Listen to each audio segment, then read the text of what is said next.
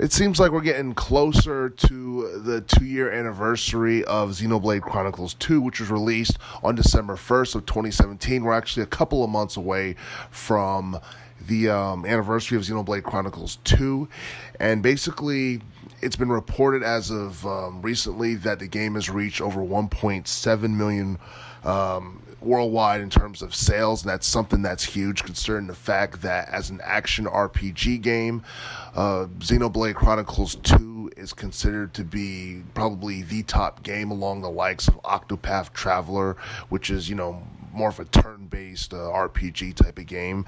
But Xenoblade Chronicles 2, a Switch exclusive that came out almost 2 years ago, has definitely reach a new milestone. It wouldn't be surprising if the game reached 2 million copies in terms of sales before the end of 2019. Now, as far as high-profile RPGs that Monolith Soft has developed in the within this decade, another game that comes to mind is Xenoblade Chronicles X, which came out for the Wii U back in 2015.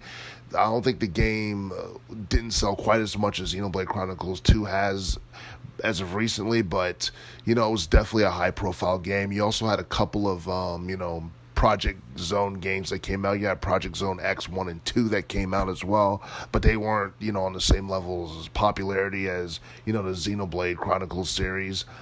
And hell, some people would even say that Xenoblade Chronicles 2 is probably more of a success than Xenoblade Chronicle 1, which came out back in 2010 for Nintendo Wii.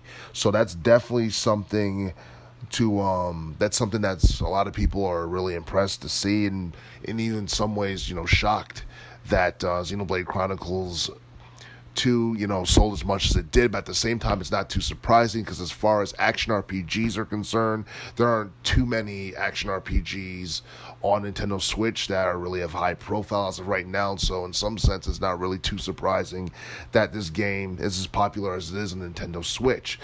And I can only imagine that sales are going to continue to increase before 2019 is over, especially, during Christmas when people are, gathering, all kinds of things and games and stuff for their Christmas list. And at the same time, the price for Xenoblade Chronicles 2 is definitely going to be a heck of a lot cheaper, around December 2019 than it was, in December 2017. So, for those who never played the game or never got a chance to pick it up, it's worth, picking up, especially considering the fact that it's one of the hottest action RPGs on the Switch console almost 2 years later.